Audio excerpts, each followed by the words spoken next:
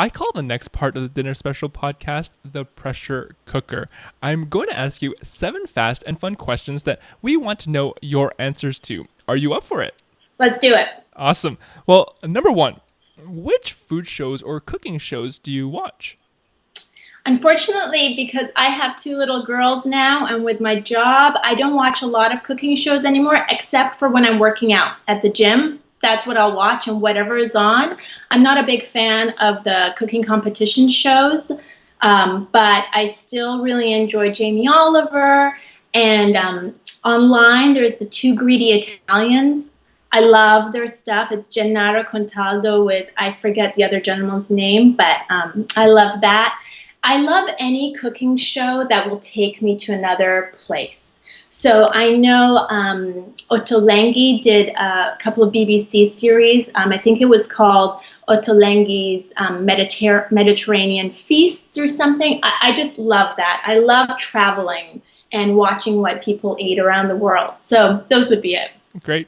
Number 2, what are some food blogs or websites we have to know about? Oh my goodness.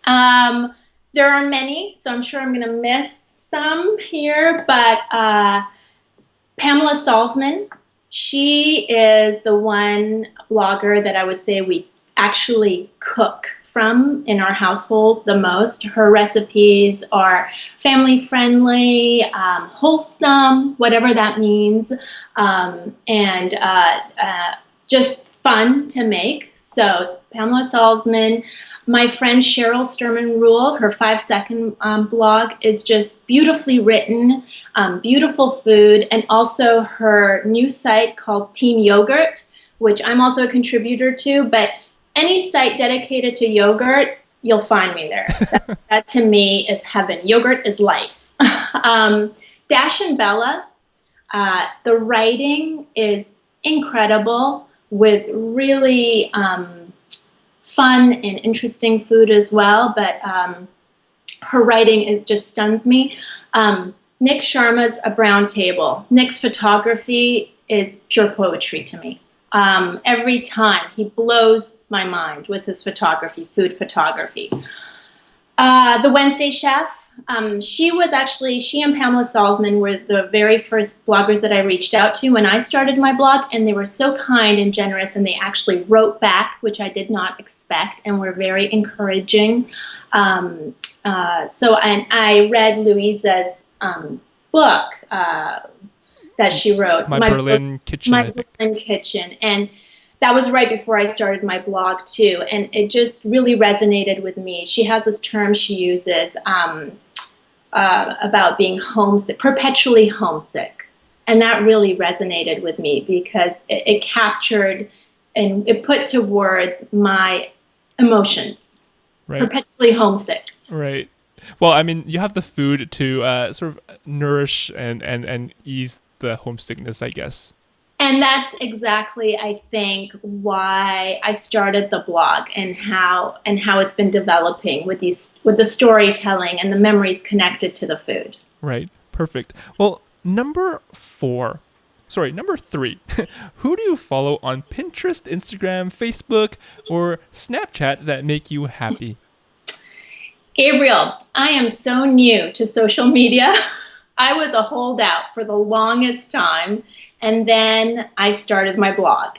And very slowly, I do things very slowly. I like to take my time. I got on Instagram, which I think I enjoy the most. I enjoy telling stories through pictures and seeing and traveling with people to all these different places that I haven't been to or have been to and seeing what they're eating and what they're cooking.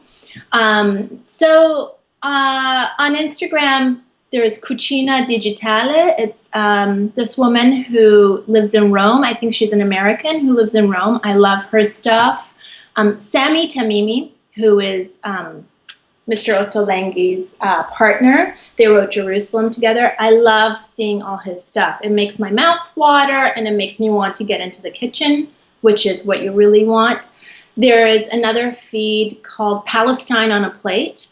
I love taking a look at her stuff. Elizabeth Minkeli, She's in Rome. She's based in Rome. So I think I connect to the places that I've been to and the type of food that I enjoy eating. And as long as it inspires me, that's what matters most. Cool. Well, yeah. I mean, I guess it also transports you a little bit back to some places that are familiar and that are comfortable. It always goes back to nostalgia Right. without getting too precious about it. Right. Right. Right. Now, number 4. What is the most unusual or treasured item you have in your kitchen? It's this little wooden spoon that I call my saffron spoon. So my saffron jar. My saffron jar and my saffron spoon that no one else is allowed to touch because it's very precious. And the saffron jar is this little jam jar that my mom always packs for me. So it has, again, a lot of memory and attached to it. I would say all my spice jars. I don't have the most cohesive looking spice cabinet. They're all random jars from probably 30 years ago that have just been passed down from family members. So spice jars and my saffron spoon. Great. Number 5. Name one ingredient you used to dislike that you now love. Eggplant and zucchini. Couldn't stand it as a child. I don't think it was until my late teens that I started enjoying eggplant, and zucchini even came later than that. And now I love them. I could eat them all the time. So I give my kids a break on those two vegetables, but that's it. They have to eat everything else. Do they have a similar distaste for them? I think it's general with eggplant. I have yet to meet a child that actually enjoys eggplant. Yes, they like zucchini, sometimes raw. They like the crunch, as most children do. And they did like, I made a zucchini dish the other day that I sauteed, and it really melted into the spaghetti sauce. And my older daughter, who's a little more adventurous, she enjoyed that. I have to mention another blog, Rachel Eats. Yes. Rome-based, British girl, Rome-based. I love her writing and all her food too. Perfect. Number 6. What are a few cookbooks that make your life better? I think you mentioned several cookbooks earlier, but are there some other ones that maybe make your life better? That make my life better? Yes. I'm staring at my cookbooks right now. Marcella Hazan's The Classic Italian Cookbook. No pictures, straightforward. When I need to cook, that's what I need. It doesn't have to be pretty. It doesn't have to be all set up. It just needs to be a great recipe. And these are authentic Italian recipes, so that's what I'm going to go to. The Ottolenghi books, they're all lovely, inspirational. I cook from them. What I also love about them is that we share many of the same ingredients, and I just love how it's catapulted Middle Eastern ingredients to the masses, and I thank them for that. We like to cook from Gwyneth Paltrow's books. They're convenient, they're accessible. I like them. They work. And then all my Persian cookbooks. Another great thing has been I've been reading through some very older Persian cookbooks written in Farsi, actually. And my reading and writing is not great, but this has been a great exercise. So it's improving. Awesome. Well, finally, number 7, what song or album just makes you want to cook? This is a great question because music and cooking goes hand in hand in this house. One would not happen without the other.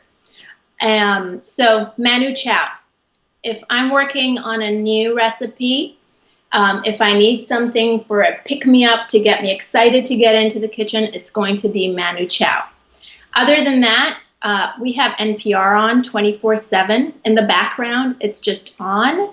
And there's a great music program on our local NPR station, KCRW, called Morning Becomes Eclectic.